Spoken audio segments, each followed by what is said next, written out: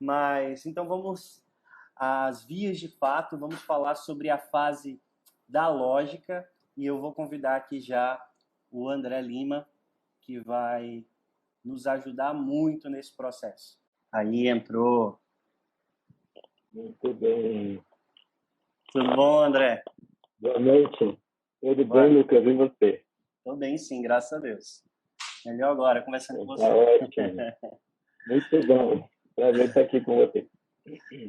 Pessoal, o pastor André, ele é editor-chefe da Cristã Evangélica, uma editora cristã que tem produzido materiais de excelência aí na área de escola bíblica dominical e várias outras, né? Tem também vários materiais de educação por princípio, inclusive ele é muito envolvido com a ESEP, e ele é casado com a Priscila, pai da Poliana e do Marcos. Ele é pai homeschooler e tutor também da Classical Conversations, lá em São José dos Campos, São Paulo.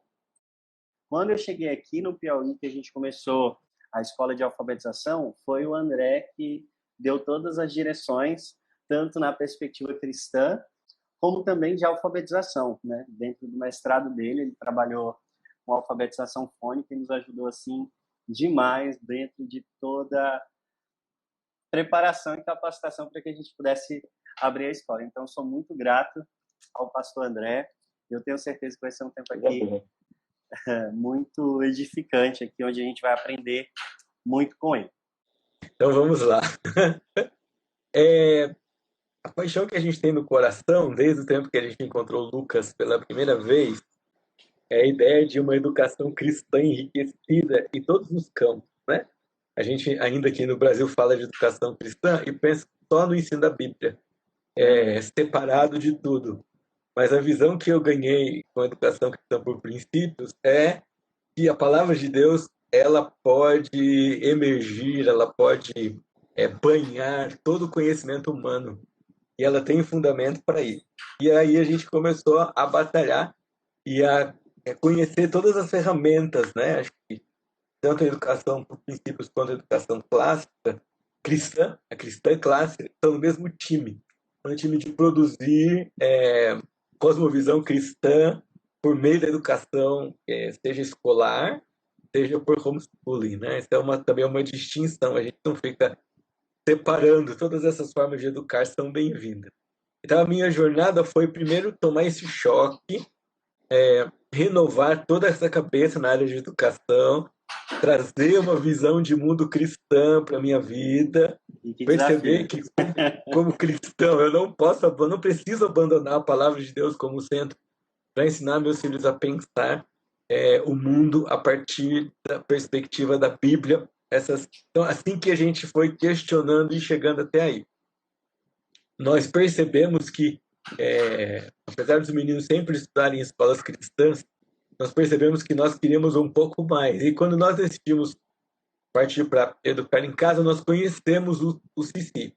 E a nossa grande pergunta é: nós só nos interessamos por currículo, primeiro, que não nos escravize, e depois que traga a perspectiva bíblica, não só a perspectiva cristã, mas a perspectiva bíblica para o contexto educacional, né? Foi aí que nós chegamos no CICI, então, procurando isso. Ele é um currículo que não enche toda a nossa vida, a gente pode lidar com ele de maneira flexível, tranquila, e pode aproveitar e aplicar muito.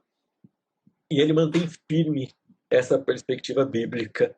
De fato que a gente também não precisa abandonar a nossa grande paixão, que é a educação cristã por princípios. Então a gente consegue caminhar com essas. Eu quero falar de 2 versículos que para mim são muito importantes, e depois partir para mostrar coisas, porque depois com sua inspiração teórica o pessoal pode ver em livro, não é? Um versículo que para mim é muito importante, quando Jesus diz para os 3 versículos, perdão: ame a Deus com coração, alma, entendimento. Para mim, essa questão de afiar o entendimento para conhecer a Deus passa nesse enunciado de Jesus.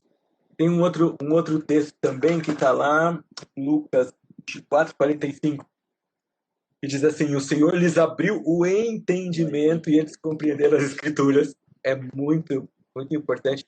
E um texto que me bate muito no coração quando a gente pensa nesse assunto é 1 Pedro 3,15. Antes, santificai a Cristo como Senhor do vosso pensamento. Uma possibilidade de traduzir ali, não é? Renda o seu pensamento e o seu raciocínio ao senhorio de Cristo, para que você esteja pronto para dar razão da esperança que está em vocês. Então, uma perspectiva não de racionalismo e nem de fideísmo, né? Eu nem quero só razão e nem desprezo razão, dizendo que só fé não tem nada a ver com razão, mas a minha fé é agigantada à medida que a minha razão se submete ao senhorio de Cristo. Eu uso essa razão para pensar a maneira de Deus, né? Então, esse o fundamento que a gente pisa para fazer isso. Tá? Lucas, eu diria que a gente estuda lógica, a gente faz lógica por duas vias. Uma via é a via formal. Então, você pega um material como esse daqui, tá? Introductory Logic, e a gente vai estudar lógica. Lógica é a arte e a ciência de arrazoar bem. Assim que a gente define lógica aqui, o livro é Os Fundamentos do Pensar Bem, e esse é o livro da minha filha, vocês podem ver que está todo anotadinho aqui já. E a gente vai caminhando nesse livro, nós temos 36 lições, nós estudamos 3 lições a cada 15 dias, e o objetivo dele é dar o fundamento da argumentação. Então, a gente estuda o que é um argumento, o que é um argumento categórico, o que é um argumento com silogismos, o que é verdade e validade, como que eu posso argumentar e derrubar um argumento contra a minha fé, invalidando o tipo de argumentação que está sendo feita. Platinga faz isso usando lógica formal, contra o ateísmo, né? Então, a gente vai trabalhando essas ferramentas formais com os filhos mais velhos. Já a minha filha mais velha, o material do CC, ele sobrepõe, tá? Então, por exemplo, o mais novo, que tem 9 anos, ele trabalha lógica já, né? E vou mostrar na língua e na escrita. A mais velha já trabalha essa perspectiva de lógica formal, e a lógica daí se espalha para todo lado. Ela se espalha para literatura, ela se espalha para matemática, ela se espalha para astronomia, ela se espalha para redação, ela se espalha para a lógica em si, e para a técnica de debate, porque daí os programas já se sobrepõem uma fase na outra. Mas isso é muito interessante. Eu diria para você que depois a gente pode escrever... Sim, eu posso colocar as fotos no Stories. Esse daqui é um livro para nós, para pais, né? Eu nunca tive chance de estudar na lógica na vida. Imagino que os professores de escolas cristãs e também pais nunca estudaram como é colocado aqui numa perspectiva a serviço de Cristo. Não é uma lógica qualquer, né? É aplicando, é pensando a argumentação a partir disso. Então, o primeiro desafio é a autoeducação, a formação, o domínio do que é isso, essa introdução a esse mundo. André, outra coisa que a gente...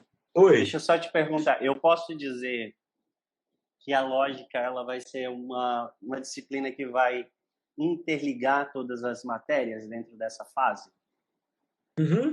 Eu acho que você pode dizer que ela interliga, porque eu, de posse de informação, é o processo que eu uso para transformar isso em sabedoria, ou é o processo que eu uso para transformar isso em coisas práticas, é a ponte. Na verdade, é a ponte entre conhecer e compartilhar, né? Então, eu conheço, me aproprio dela pelo raciocínio e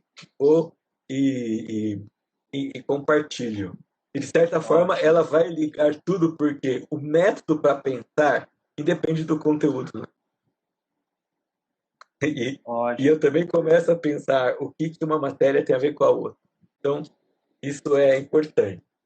Um segundo momento, Lucas, tem esse senhorzinho aqui, olha, bem simples, singelo, que aqui a gente já trabalha com lógica proposicional, um pouquinho mais profundo nessa ideia de argumentação. Tá? Tudo isso daqui é teórico, mas é prático. A gente tem exercício, E eu tenho que confessar, a gente rala um pouco porque é tudo muito novo para nós como professores, né? Então a gente Sim. faz os exercícios, refaz os exercícios, tenta entender por quê, faz curso, pega palestra, vê DVD, o que tem na frente.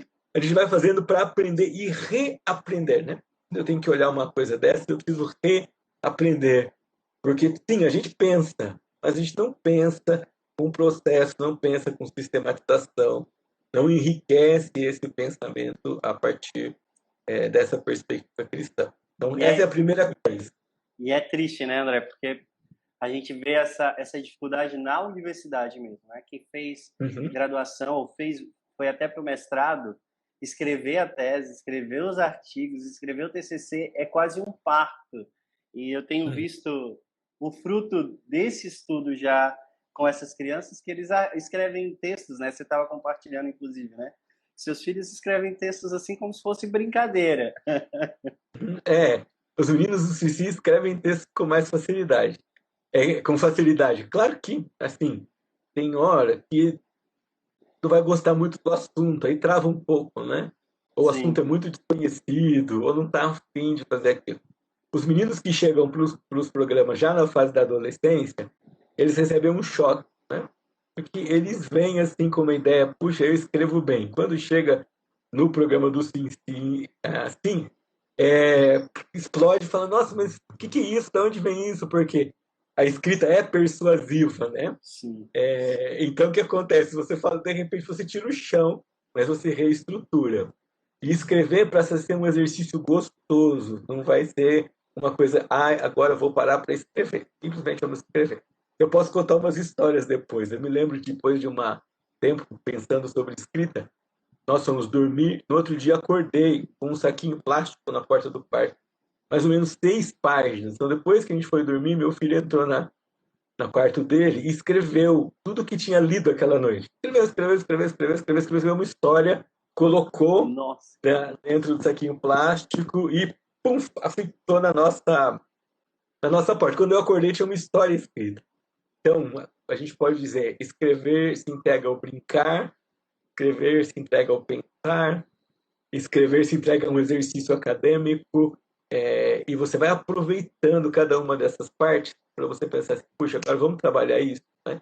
Vamos perguntar. É tão interessante, Lucas, que a lógica vai tomando forma diferente em cada um dos filhos, dependendo de quem eles são, do que eles se interessam, né? Então, com o Marquinhos, de 9 anos, a Ilha, nossa amiga, colocou aqui, ele escreve já texto em inglês, escreve texto em português. E aí ele falou, hoje eu queria escrever assim, hoje eu queria escrever daquele jeito. E isso vai brotando, né? Agora mesmo, hoje mesmo ele escreveu um apólogo entre o martelo e o prego. Então, essa instigação escrita vem muito de exercício lógico. Eu já posso falar para você. Ele também estava lendo o Hobbit. E aí nós fomos ver o filme do Tolkien. E aí ele entendeu que o Tolkien tinha criado uma língua, né? Então Aham. ele apareceu com isso daqui, ó. Só para mostrar esse processo de lógica. Eu Sim. vejo, poxa, ele fez, seria legal eu também fazer. Então eu começo a pensar, qual é o processo de criar uma língua? Então eu penso, tem um alfabeto. Eu penso os símbolos, como é que eu vou juntar os alfabetos? E aí começam a aparecer os problemas. Vão ter os mesmos sons? Quais são as regras gramaticais? Então é uma coisa, parece simples, mas vai Sim. instigando o raciocínio. E sai isso daqui, tá vendo? Isso é Salmo 119, 105, Escrito no. em Marquês. Eu não sei como é que ele vai fazer com isso, mas Que parece uma legal. coisa, um exercício só tranquilo, mas ele não é. Ele é um fruto de várias coisas, de vários raciocínios. Ele é o registro de uma série de raciocínios que vai se acumulando na cabeça desse menino enquanto ele recebe estímulos literários, enquanto a gente conversa, e tem que dizer, a leitura da Bíblia não é a mesma coisa depois de tanta instigação lógica assim, não é? As palavras desconhecidas não passam batido, as Uhum. expressões que causam estranheza não passam batido, as relações, perguntas, dúvidas, não passam batido, as questões teológicas, né? Porque se eu vou pensar, eu vou chegar às questões teológicas, elas vão aparecer, e não só como curiosidade, mas como vontade de entender também. Então, peraí, tá, Deus criou Adão e Eva, mas por que que ele não impediu que eles errassem? Coisas que a gente não pensaria sozinho, né? Tem esse contexto, perguntas, A gente aceita aquilo que nos diz e pronto, né? Geralmente. isso mesmo. Então, essa coisa da lógica, na prática, o que a gente sempre faz? A gente define, a gente compara o que é similar, o que é contrário, a gente. Ele apareceu. A gente estuda o que é relação de causa e efeito, a gente também procura lugares onde essas coisas que nós estamos estudando foram testadas, ou onde elas foram comprovadas, e a gente busca, tem dois termos, né, testemunho ou autoridade. Eu prefiro muito o termo autoridade. Então, a gente busca autoridade para fundamentar isso que a gente está vendo. Então, essas perguntas meio que vão guiando a gente no processo. E a gente faz isso com lógica pura, a gente faz isso com leitura da Bíblia, a gente faz isso com um card simples como esse aqui. Tá? Esse aqui são os nossos cards de estudo de história. Tá? Você fala assim, mas poxa, só um cartãozinho. Não, não é só um cartãozinho. Eu vou olhar para aqui e vou perguntar o que você vê nessa obra de arte, quem será que foi o artista que fez, o que você já viu em outro lugar parecido com isso. O ditador romano Júlio César, tem, antes de Cristo, tem, ó, você já viu esse nome em algum lugar? Ah, já vi esse nome na Bíblia. Tá bom, será que o César que aparece lá na Bíblia é a mesma coisa desse César aqui? Não, vamos procurar. Não, não é. César é título, César é nome. Então a gente começa a raciocinar sobre isso. Legal. Partindo de um card simples e de não muita informação que você tem aqui, mas a arte, a beleza, junto com a história, com a verdade, como isso se relaciona com a escritura, como esse contexto romano me ajuda a compreender todo o esforço missionário do Novo Testamento. Quando depois essa mesma criança vai ler a Bíblia, vai ler Roma, e ela vai falar assim, a Roma do Júlio César, tá bom, mas Júlio César está antes do Novo Testamento, é mesmo, mas o que ele fez que influenciou o Novo Testamento? Vamos ler, vamos estudar, vamos pensar. Tudo isso está dentro dessas coisas práticas da lógica, né? Não interessa o card que você está na mão. A gente faz isso também com língua, tá?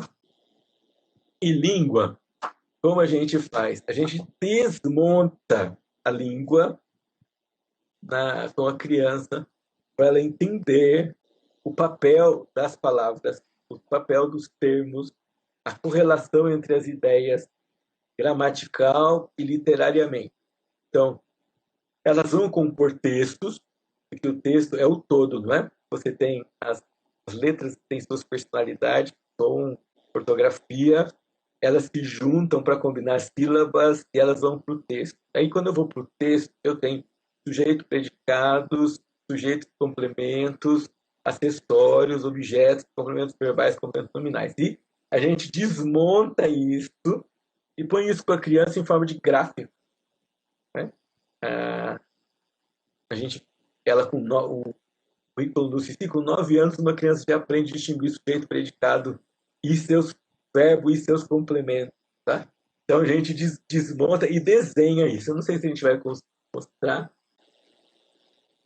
mas olha aqui, você tem um exemplo de gráfico, né? Sim. Só um oizinho aqui, gente. Tem alguém doido para falar oi para você? Tudo bem? Então, aqui você tem isso aqui em exemplo de gráfico, tá? Esse gráfico, a criança vê quem é o assunto da frase, quem é o coração da frase, qual é o verbo, o que o verbo diz sobre aquilo. E, na verdade, a gente vai fundindo nela uma maneira de raciocinar. Né? Não sei se você vai lembrar, mas quem estuda no PV, estuda a pregação bíblica de Haddon Robinson, passa em alguma matéria por esse livro. E ele ensina que a gente prega uma só ideia. E é engraçado, ele usa os termos lá, você tem que saber qual é o sujeito ou o predicado, ou sobre o que você vai falar e o que você vai falar sobre aquilo. E é mais ou menos essa a ideia da língua. Eu estou lendo a oração, não é? Então está lá, Lucas é diretor. Beleza? Quem é o sujeito? Lucas. O que o Lucas é? Diretor. Qual é o verbo? Eu posso trocar diretor com Lucas?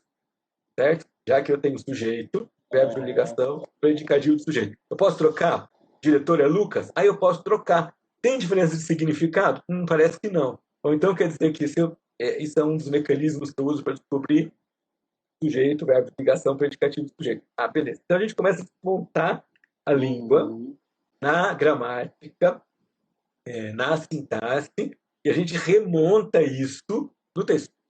Tá? Então a gente tem a gramática e tem o texto. O texto a gente remonta. O que a gente faz no texto, com o texto também?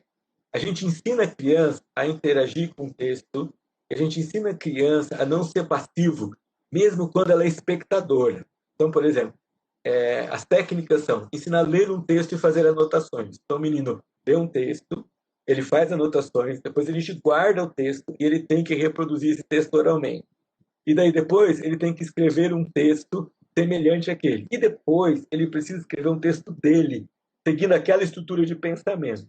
Tá? Essa estrutura de pensamento, ela já prepara a criança para fazer uma escrita persuasiva. No último estágio desse curso, a gente tem introdução, conclusão e 3 capítulos. E a maneira de trabalhar é semelhante ao que a gente faria numa monografia, depois guardadas as devidas proporções. Então, veja, com a lógica, a gente não tem aquele tipo de educação que você diz assim, faça isso. E o menino pergunta, por quê? Você fala, não tem porquê, faz. Não, sempre tem um porquê.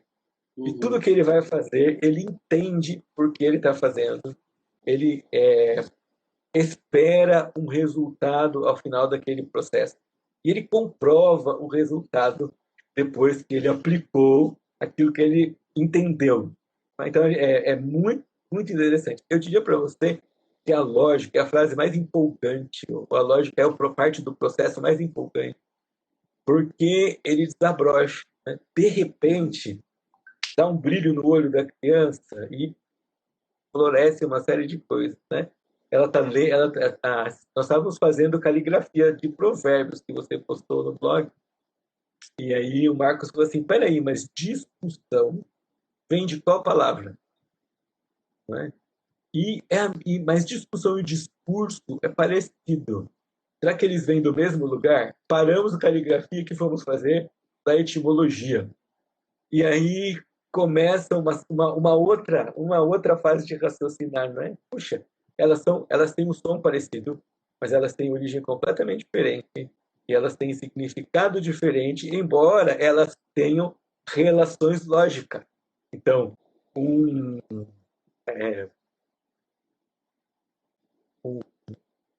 discurso pode ter relação semântica e lógica com discussão, mas ela não tem relação etimológica.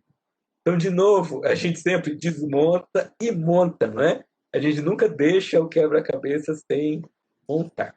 André, Tem uma pergunta? Fala, Lucas. Você falando aí, né? E a gente até já conversou sobre isso, mas eu fiquei, assim, empolgado também. E, assim, abriu mesmo a mente, né? Quando eu comecei a ver, dentro da metodologia da educação clássica, mesmo dentro do currículo do CC, essa ideia da diagramação, né? Principalmente porque eu já via muitos amigos meus, americanos principalmente, né, que utilizavam a diagramação, isso é muito comum dentro de contextos gerais, e eu estudei isso dentro do seminário, né? Então, no seminário, a gente estuda isso para estudar a Bíblia. Eu vou começar ali com método de estudo bíblico primeiro, que eu vou entender o texto e tudo mais, entender as falácias. Depois a gente passa ali para a exegese, né, quando a gente vai estudar o grego, o hebraico, e a gente precisa fazer a diagramação do grego, né, precisa que é as mesmas linhas, as mesmas instruções, inclusive entender essa questão da morfologia das palavras, de como, embora elas possam ser parecidas, elas não têm muitos significados, identificar em algumas pregações por aí várias falácias de pessoas que usam isso como argumento, e eu estudei tudo isso lá, usava isso nas pregações, nos estudos bíblicos, mas nunca passou pela minha cabeça que isso podia ser estudado, né, dentro da matéria comum. Olha, se eu tivesse sido formado desde a minha adolescência, né, dentro dessa perspectiva, eu não ia apenas compreender e aprender a ler a Bíblia bem, mas eu poderia ler todas as coisas, inclusive fazer essa relação com a palavra de Deus de maneira muito simples e muito mais direta, né? E é algo que eu tenho que aprender hoje, porque ninguém me ensinou lá atrás. A nossa geração tem o desafio da reeducação, né? Acho que é tão legal pontuar, Lucas, algumas coisas que o pessoal aí pensando. Primeiro a, que a gente, quando fala de fase, não está piagetianamente preocupado em classificar isso com idades muito rígidas, né? Isso. Então, a gente tem as estratégias para cada fase, mas as crianças se desenvolvem como pessoa e vão colocando isso para fora. Então, você pode. A Ivy estava perguntando aqui de idade. Tem uma idade clássica, mas não significa que seu filho vai ser capaz de fazer lógica só naquela idade. Então, tem esses conceitos que são novos para nós, né? Também essa coisa de não separar em caixinhas história, geografia, língua, como que uma coisa não tivesse nada a ver com a outra, né? Como eu fico empolgado de escrever bem história, escrever bem geografia, ou entender o raciocínio matemático de forma diferente, ou aplicar a matemática, né? Vamos falar da matemática, já que ela é Vamos sim. a gente se ocupa com uma coisa muito importante em matemática. Primeiro, eu brinco com os meninos que da matemática agora é igual matriz. A gente olha para o número e a gente começa a ver o número se mexer assim, um monte de coisas que vão saindo dele. Né? Porque o jeito de fazer conta, o jeito de decompor número, como a gente usa isso, é visto e como uma coisa tem a ver com a outra, como a gente aprende a definir os termos que são usados na matemática. Então não tem aquela coisa assim, isso aí tá bom. Não, você sabe o que é a área. Então a área de um quadrado é o quadrado dos lados. Então qual que é o lado? Qual que é o símbolo para isso? Eu sei as fórmulas. Joia. Agora você tem que me dizer, enquanto você está comigo, como que eu usaria isso? Então, a gente aqui, por exemplo, quando a gente se encontra com os meninos, eles precisam propor problemas de matemática. E a gente não consegue isso fácil, tá? Esse é o maior desafio.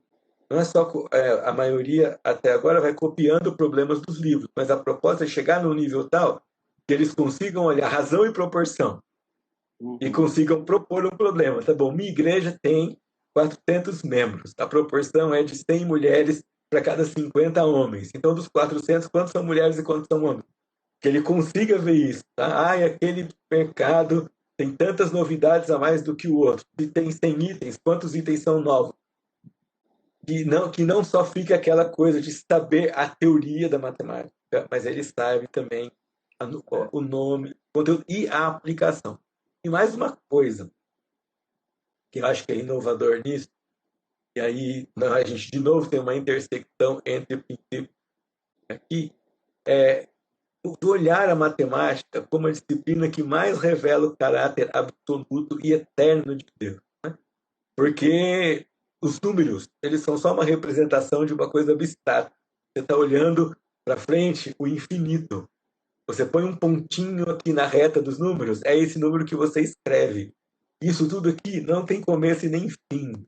Mas quando você definir 3 na base 10, o 3 é 3. Ele, com aquele referencial absoluto, ele nunca muda de identidade.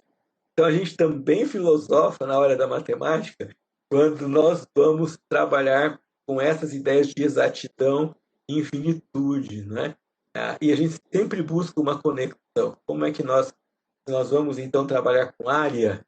Como que área glorifica a Deus, né? Como que área traz Deus para o cenário? Bom, eu posso aproveitar melhor o espaço, eu sou dono, se eu souber calcular áreas, se eu souber plantar árvores em determinada área, se eu calcular a proporção exata em que eu posso ter minhas propriedades e manter a criação de Deus em ordem. Então, a matemática a gente vai sempre lidando tanto na prática quanto nesse embelezamento da teoria, da teologia da matemática. O que a gente faz e que a gente tenta fazer muito é desenvolvimento de cálculo mental e agilidade. Como nós fazemos isso com jogos? Então, a gente usa dados, É um jogo americano famoso chamado Knockout Numbers. Os meninos jogam 3 dados. Eles podem usar as operações matemáticas entre os 3 números, na ordem de parênteses, potência, radicação, multiplicação, divisão, adição, subtração. Então, eles vão aprendendo ordem, mas eles têm que conseguir achar o máximo de resultados daqueles 36 números. Então, é uma ginástica grande, porque ele, às vezes, precisa pensar, né? Ele tem 6, 6, 5, como é que ele vai achar um? Certo? Então, ele faz 6 elevado a 0, vezes 5 elevado a 0, vezes 6 elevado a 0, ele chega no 1. Ou aí a gente pergunta, qual outra forma? Essa é outra coisa na matemática, Lu. Nunca a gente se contenta com uma maneira de resolver uma coisa. Então, se o menino resolve uma equação, diz para ele, beleza, qual outra forma de resolver essa equação? Não, peraí, tem outra forma? Tem que ter outra forma. Não pode ter uma única forma de resolver uma coisa. Vamos procurar? Então, a criançada começa a procurar. Posso pegar feijão? Pode pegar feijão. Então, eu já tenho feijão, tenho papel. Ó, joia. Tem outra forma? Não, eu posso desenhar risquinhos. Tem que se virar, mas tem que conseguir raciocinar uma forma diferente e apresentar uma solução similar para aquilo que a gente está pedindo. Então, essa é a coisa da lógica. Trabalhar com cartas, né? O jogo de Uno. Então, a gente pode fazer somas de 1, 2, 3 parcelas. Pode trabalhar com valor posicional de unidade, dezena e centena. A gente pode trabalhar com equação, né? X mais uma carta é igual a outra carta, qual o valor de X. Isso tudo de cabeça. Mas como as crianças chegam para essa metodologia, né? Na sua escola, elas já vão chegar depois de um preparo para isso. Né? Mas quando elas vêm de outra metodologia qualquer, progressista... Como é que eu aprendo? Como é que aprende? Tem que usar papel um tempo. Né? Tem que usar papel um tempo, tem que reproduzir todo esse processo no papel. Então, quando eu falo assim, 8 mais 5, como é que a gente normalmente faz essa conta? 9, 10, 11, 12, 13, certo? Mas aqui nessa abordagem de matemática é 8 mais 5. 8 é igual a 5 mais 3. Então, eu somo 5 mais 5, 10, mais 3, 13. É muito mais rápido do que eu ficar 9, 10, 11, 12, 13. E eu desmonto o número, de novo, né? Essa coisa de desmontar. Eu desmonto o número. Porque somar de 5 em 5 é mais fácil, somar de 10 em 10 é mais fácil. Então, veja o raciocínio que tem nisso. Eu olho o caminho mais fácil, decomponho os números, faço a adição e recomponho o resultado. Faço a subtração e recomponho o resultado. Faço a divisão e recomponho o resultado. A gente chega para a divisão, é um crime, né? Fazem a gente dividir e tem que saber a multiplicação também. Então, é muita coisa ao mesmo tempo e a gente acaba ficando perdido nessas fases todas. É bem legal, bem interessante pensar nesse jeito de olhar a matemática e de amar os fundamentos. O menino que aprende as operações, que aprende a pensar concretamente, figurativamente, vai pensar abstratamente, né? Então, para a gente fazer uma diferenciação, concreto é o trabalho com blocos, Calacusiner, essas coisas assim. Quando ele consegue imaginar, ele não tem os blocos, mas ele não está lidando com números somente, ele está lidando com uma série de outros raciocínios, até ele chegar no pensamento abstrato. Então, esse caminho é muito, muito interessante. A gente fez um curso de matemática em Singapura, e a professora era do Chile, e ela colocou lá, assim, um problema que crianças chilenas de 5 anos resolviam. Nós éramos 30 professores, as crianças resolviam em 5 minutos. Nós levamos muito mais para resolver. Porque a gente não tem essa imaginação matemática, né? A gente não trabalhou esse jeito de raciocinar, que não é só a parte da abstração ou da memorização de conteúdos, formas, caminho. Então, essa é a questão da matemática. Legal. Quando você quiser que eu passe, você avisa. Não, a gente vai também para literatura. Estou anotando aqui. A literatura, a gente tem essa série aqui, Words Aptly Spoken, tá? São vários livros e nós vamos trabalhar com 2 tipos de questão. Tá? A gente trabalha com questão de conteúdo, que é uma que a gente chama de questões de revisão. Então, como que se faz? Primeiro, a gente lê, e talvez essa seja a atividade de lógica mais democrática, Lucas, porque a gente pode estimular a criança de várias idades, né? A gente pode ensinar a criança de várias idades. A gente lê em voz alta, não necessariamente, não é aquela leitura que todos fazem silêncio com a sua cópia do livro, não é? Acho que ninguém. Eu tenho 2 filhos, não vou ficar comprando 3 livros, um para mim e um para eles dois, né? A gente tem um livro só de cada um e um de nós vai ler, os outros todos vão ouvir. Então, tem essa primeira coisa. O treino da atenção, do ouvido, da concentração e da emoção na hora de ler. Estamos sempre perguntando assim, a gente quer ler, como é que o autor, quando escreveu esse texto, leria o mesmo texto, né? Então, você vai ler Salmos, Senhor, é o meu pastor, nada me falta. Será que ele ia ler assim? Como é que Corrie ten Boom, por exemplo, leria um livro da história do livro dela, O Refúgio Secreto, um capítulo? Será que teria sem lágrimas nos olhos? Então, a gente também tenta imaginar esse universo, o coração de quem escreveu. E o que a gente faz? Então, a gente lê o texto, tenta ensinar as anotações, vejo que as anotações estão sempre falando com a gente. Nós levantamos temas que podem aparecer nesse capítulo e nós fazemos 2 tipos de perguntas. Um tipo de pergunta para revisar o conteúdo. Tá? Então, quem era essa pessoa? Quem era esse personagem? Tem uma frase dele que marcou você? Eu me lembro aqui, num dos capítulos, a gente estava lendo o Refúgio Secreto, e aí eles vão para a capital, saem da cidade deles, vão para a capital, para o pai ajustar o relógio. E a Corrie tinha uma pergunta de conotação sexual embaraçosa, né? E aí, na viagem, o pai falou para ela, pega a mala. E a mala era muito pesada, e ela não conseguiu pegar. E aí, o pai ajudou e falou para ela, você viu que a mala é pesada para você? Ela falou assim, então, tem assunto que são como essa mala. Não está na hora de você carregar ainda, mas vai chegar um momento. Aquilo deu impacto, não é?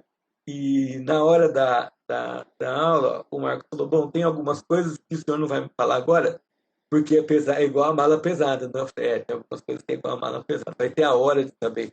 Não é que você não é capaz de saber, não é que a menina não era capaz de carregar a mala, mas carregar a mala mais pesada que ela daria dor nas costas, podia trazer algum prejuízo muscular, assim como, às vezes, conversar algum assunto antes da hora pode não ser bom para o seu coração. Então, os fatos vão trazendo o raciocínio. E depois, a gente tem perguntas de raciocínio que a gente mesmo provoca. Né?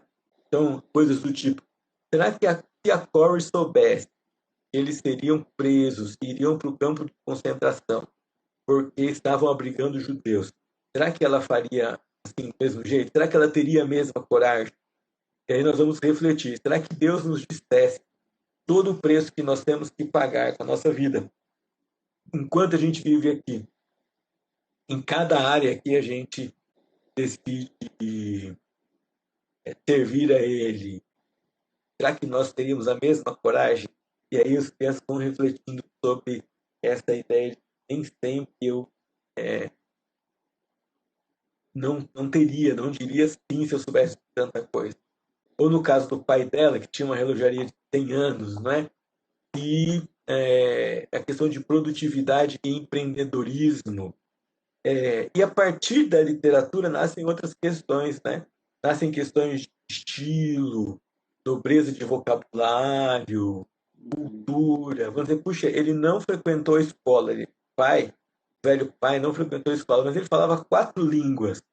Então, quer dizer, se eu chegar mais adulto, eu só falo uma língua, foi culpa do meu professor, eu posso dizer isso, foi culpa da escola que eu estudei, eu tenho que dizer, não, eu tinha que ter falado, independente daquilo que estão me oferecendo, eu vou correr atrás, eu preciso.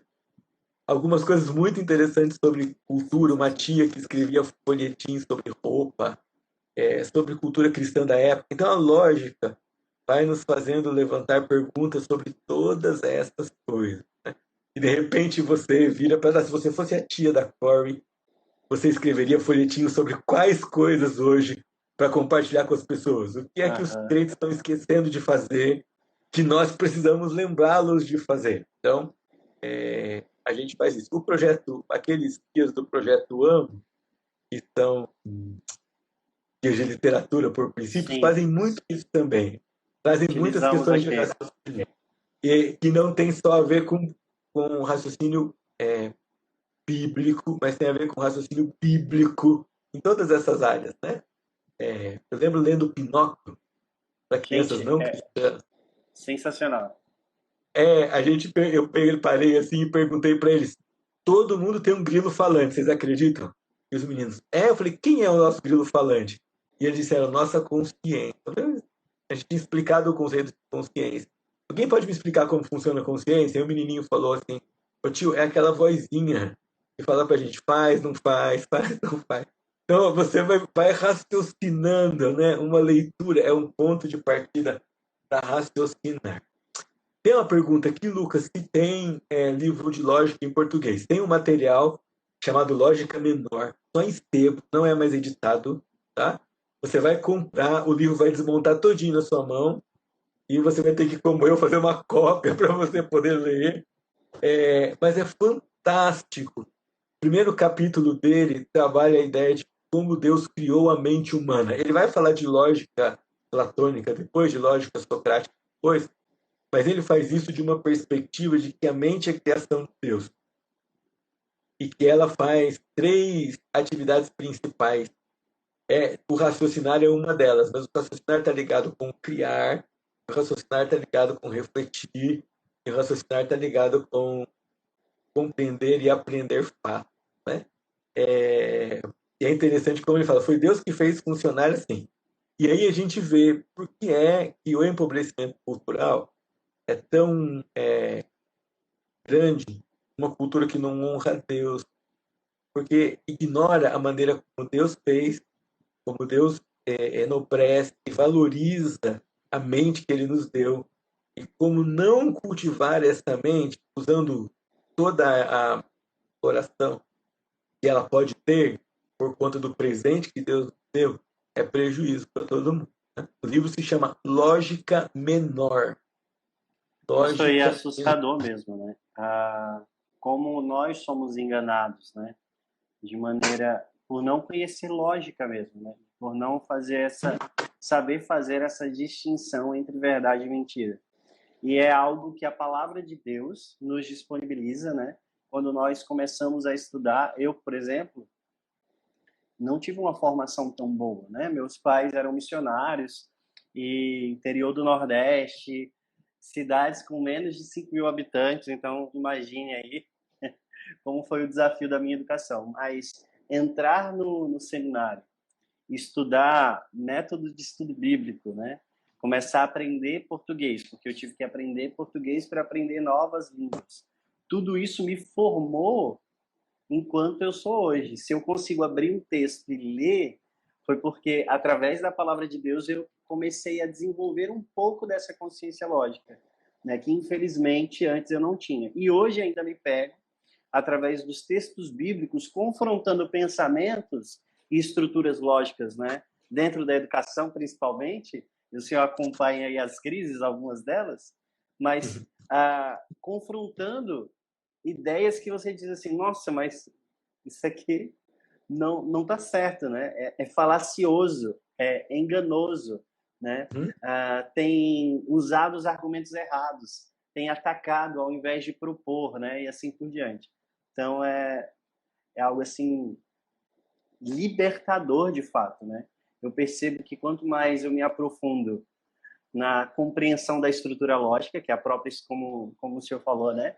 A estrutura criada por Deus, quanto mais eu me aprofundo a partir dela nas escrituras, mais livre eu sou dos enganos que são me apresentados. E eu posso fazer escolhas conscientes. Eu posso até escolher o erro, mas eu escolho o erro de maneira consciente. É tão legal porque a sensação que você tem hoje é que você fala assim com uma pessoa A, ela fala B. Fala, não, A, ela fala B. Ela não fala não A. É diferente, né? Eu posso falar assim, não é A. Não é A por causa disso. Se não é A por causa disso, então tem que ser B. Mas não tem essa qualidade de raciocínio. É só assim, A, B. Não, porque B, porque B. Mas por que é B? Porque é B. Porque tem que ser B. E pode ser A e B ao mesmo tempo. Não pode ser A e B ao mesmo tempo. Nesse caso, não, porque B anula A. Não, mas não pode anular. Não, mas... Entende? Então, essa coisa que é libertadora. A gente fala artes liberais, a gente não associa esse liberal com libertação, mas a ideia de pensar bem, depois escrever bem, depois cursar bem, são coisas que a gente vê como virtudes cristãs recomendadas, né, insistentemente na teologia neotestamentária para nós. Vocês saibam, a sua palavra seja temperada com sal. Isso é falar bem, né? Diz a ideia do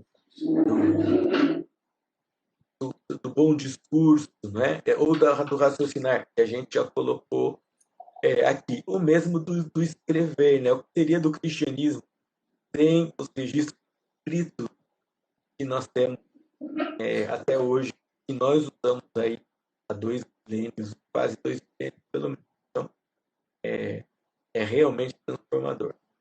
Com certeza. Ô, Pastor, Lucas, qual é o nome do jogo? O pessoal está perguntando também. É Jack Mary Taine. Esse meu da editora Agir, indicação do Dr. Daniel Lourenço, que é um dos cristãos no campo da filosofia aí, falando sobre filosofia numa perspectiva cristã.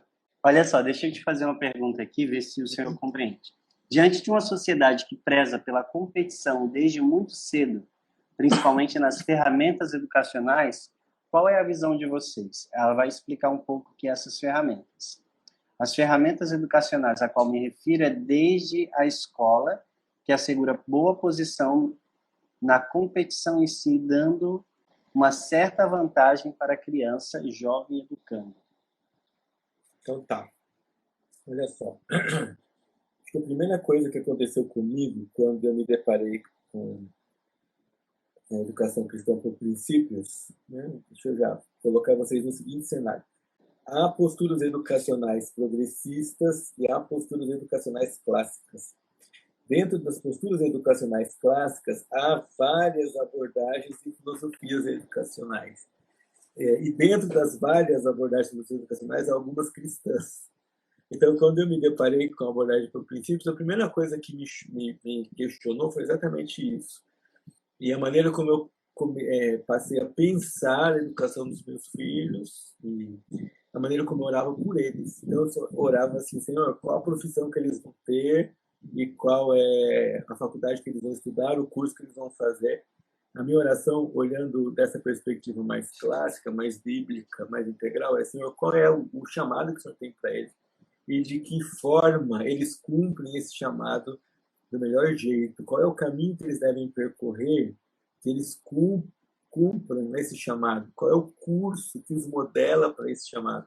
Qual é a função que os coloca como arautos do Senhor na sociedade, usando os talentos que ele tem programados pelo Senhor na concepção deles, afiados por uma educação que leva a essa personalização em conta e colocando no coração do próprio menino que ele vai glorificar a Deus. Então, independente de onde ele vai estudar, independente do nome que a jaqueta dele vai ter, né, ou que vai estar gravado no diploma, a preocupação é qual é a melhor maneira de afiar isso no coração dos meninos.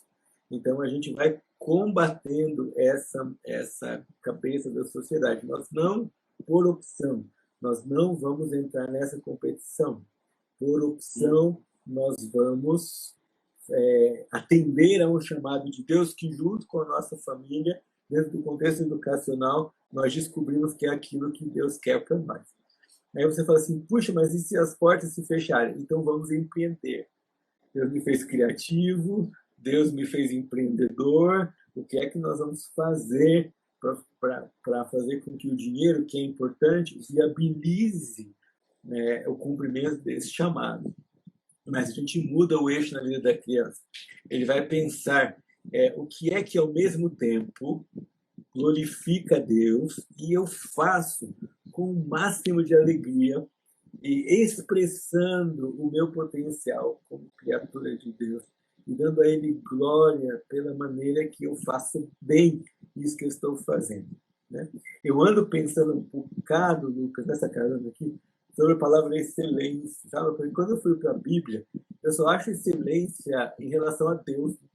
Uhum. A paz que excede todo entendimento vem de Deus, para que a excelência do poder seja de Deus e não meu. Então eu comecei a pensar, puxa, então, inclusive fazer bem as coisas é um exercício de submissão a Deus, é um exercício espiritual de humilhação, é um exercício de me colocar no meu lugar e dizer, sim, Senhor, eu quero obedecer ao Senhor nos procedimentos, das coisas que eu vou fazer, mas também pensando no futuro de uma maneira diferente, né? Então, agora a gente olha para os filhos e não pensa assim, será que vai ser médico? Não, a gente pensa, será que ele vai cuidar de pessoas? E ele vai cuidar de pessoas em quais áreas? Se ele for professor, ele cuida de gente. Se ele for médico, ele cuida de gente. Se ele for comerciante, ele cuida de gente. Se ele for empresário, ele cuida de gente. Qual é a vocação que esse filho tem, né?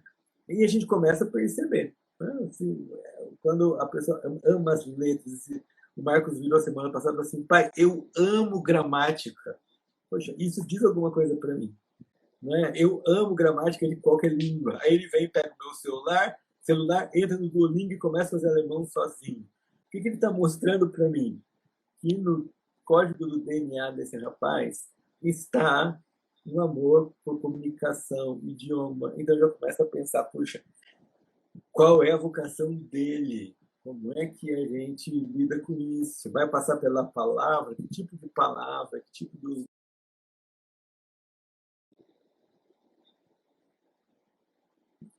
que a gente dá? E é assim que a gente imagina e é assim que a gente modela.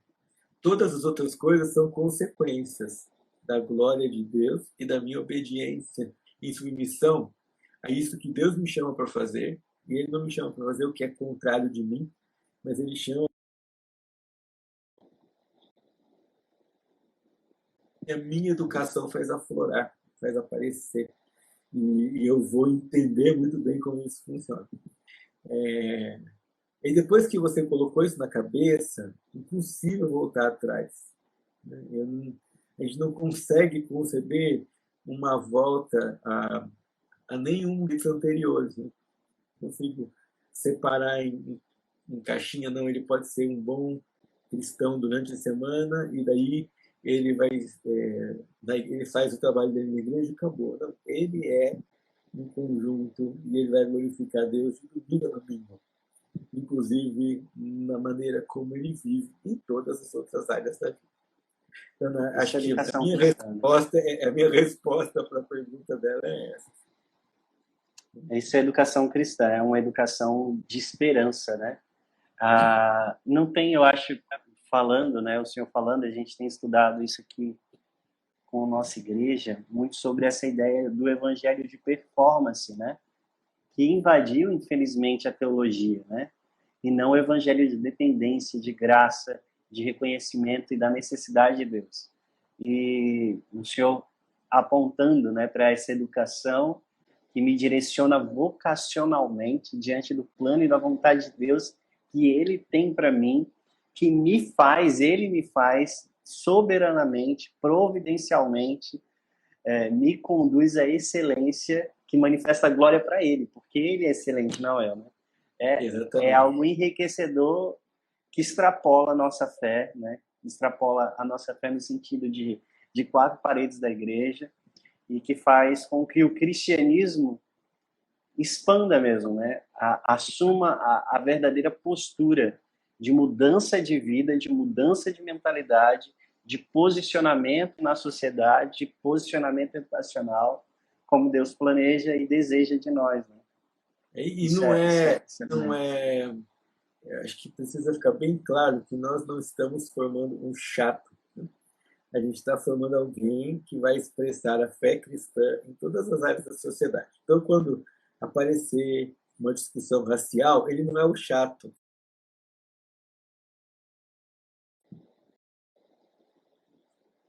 Convicções bíblicas dele a respeito do assunto, né? Ele faz conexões. Puxa, o que eu ser criacionista tem a ver com raça?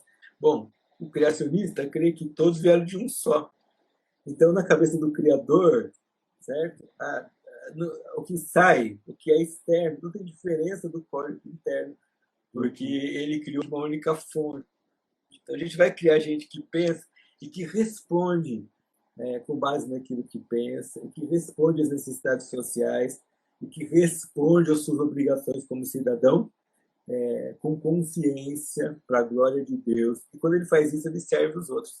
É bem interessante, Lucas, lembrar que quem busca a glória de Deus, enquanto glorifica a Deus, serve a igreja, serve a família, serve a sociedade. Né?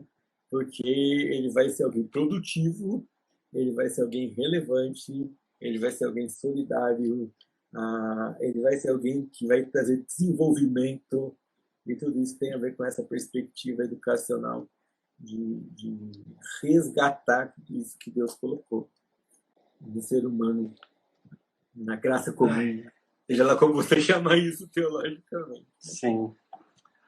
Amém, pastor. Amém, André. Eu queria só pontuar algumas frases aqui, muito interessantes aqui que eu anotei, algumas concepções gerais. No início você falou que a lógica é a ferramenta que torna conhecimento em sabedoria, né? Une a ponte que liga conhecimento e sabedoria. Falando de matemática também, apontando para a necessidade da abstração e do aspecto imaginativo da matemática, que me leva a vislumbrar a glória de Deus através dos números. A ideia de, na literatura, não simplesmente ser um bom leitor, mas compreender o universo e o sentimento do autor, né? Então, os fatos da história me trazem reflexões, uma proposta de raciocínio, um caminho de raciocínio, e eu também posso intencionalmente apresentar outras questões que conduzem ou questionam o meu relacionamento com Deus, né? E aí, por último, a lógica é uma fase que capacita as crianças, os adolescentes, a identificar a sua vocação divina, né? Sua vocação em Deus. Muito bacana. Pastor, eu agradeço demais. Prazer. Passaria a noite toda conversando com você. Aprendo muito sempre que a gente conversa.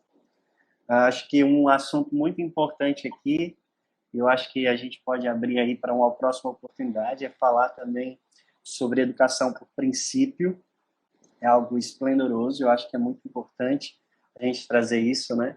São educações, né, propostas clássicas que se alinham muito bem dentro de uma filosofia cristã, né? Sempre lembrando disso, o cristão ali em primeiro lugar, e que tornam uma educação verdadeiramente rica. Né? Então, eu devo muito à educação por princípio, a minha compreensão de educação clássica, a minha compreensão de educação cristã, com certeza, ela foi alicerce fundamental aí. E a gente guarda aí para uma próxima oportunidade. Mas eu agradeço muito, muito mesmo ter aceitado o convite e tudo aquilo que o senhor nos ensinou aqui. E agora eu vou ter que correr atrás para aprender muito aí sobre lógica e aplicar isso aí no meu dia a dia. Eu agradeço a oportunidade também. Eu queria dizer que a gente fica muito feliz, né, com o que Deus está fazendo aí em Floriano, ver a escola florescendo e mais, né? Ver como Deus vai usar a sua escola para produzir coisas que não estão ao alcance das pessoas, né? Não estão ao alcance dos educadores. Então, acho que é excelente isso. Eu oro sempre pelo movimento de educação cristã escolar, e que Deus conserve. Isso, quando você me falou, uma vez eu perguntei para você, simples no WhatsApp, assim, Lucas, esse C para você é educação clássica, não sei se você vai lembrar, é educação clássica cristã ou educação cristã clássica? E você me respondeu, é educação cristã clássica, primeiro cristão. Você não ouviu aqui, mas eu fiz, sabe? A gente não que essa escola seja firme nisso, que vocês sejam um modelo e não abram mão dessa ideia de que se a gente tiver que escolher entre um ou outro, a gente fica com o cristão, a gente fica com o bíblico e a gente não fica com o outro. E porque é a Bíblia que dá esse enriquecimento. Então, muito, muito legal isso mesmo. Que Deus abençoe, frutifique, floresça. E que Floriano seja aí um alfinetinho no mapa do Google da educação que transforma o nosso planeta aqui na nossa terra. E Deus continue usando vocês, tá bom? Muito obrigado. Amém. E a gente volta com certeza. Volta para falar de educação de princípios, volta para o que a gente recebeu, a gente quer distribuir, não é? A gente vem para semear isso mais e mais, tá bom? Amém, pastor. Um grande abraço aí. Então, Grande abraço. Deus abençoe todos vocês, pessoal. Boa noite. Amém. Obrigado, gente.